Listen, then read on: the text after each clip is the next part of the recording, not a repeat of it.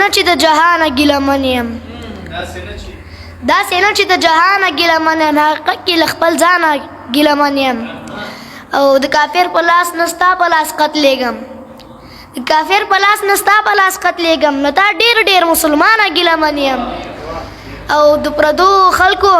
پر سر پره پره شو د پردو خلکو پر سر پره پره شو زه له دې سرې ګریوانه ګیلمن یم او په دې خلکو باندې ولې نه نړېږي په دې خلکو باندې ولې نه نړېږي په دې وجه د اسمانه ګیلمن یم په دې وجه د اسمانه ګیلمن یم یو شعر دا وایي چې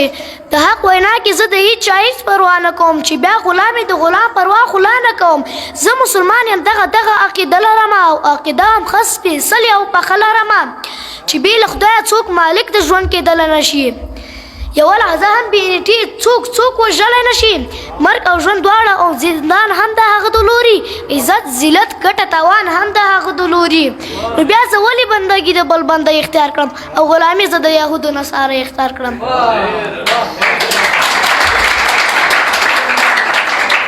مننه نو بیا زه ولې بندګي د بل بنده اختیار کړم او غلامي زه د یهودو نصاره اختیار کړم په ملا یې مات کړلو تقسیم شو بې اسره یې کړلو تارې راتاو کړلو په موږ محاصره یې کړلو په یو چاپې شولې او بل پسې سیاست کې وژني یو کور دننه او بل په اول خط کې وژني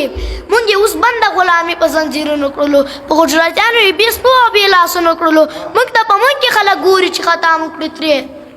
دا مو چې خرڅ کړي ومې په لورې او انغام کړي ترې او خیر په ایجنټانو مې اوس نور خطا کولی نه شي زما تقدیر په تدبیرونو بدلولی نه شي دا ستا زوال زما د لاسه اولیا ښودلې او انورشاه په خپل کتاب کې خاصه پا ښودلې ته غلام ستا آقا هم رانه دی وړی قسم په خدای تندی روغچا هم رانه دی وړی په یو تکبیر سره د ټوله معامله ختمه ده خالد چې بخت راړوم بیا د کیسه ختمه ده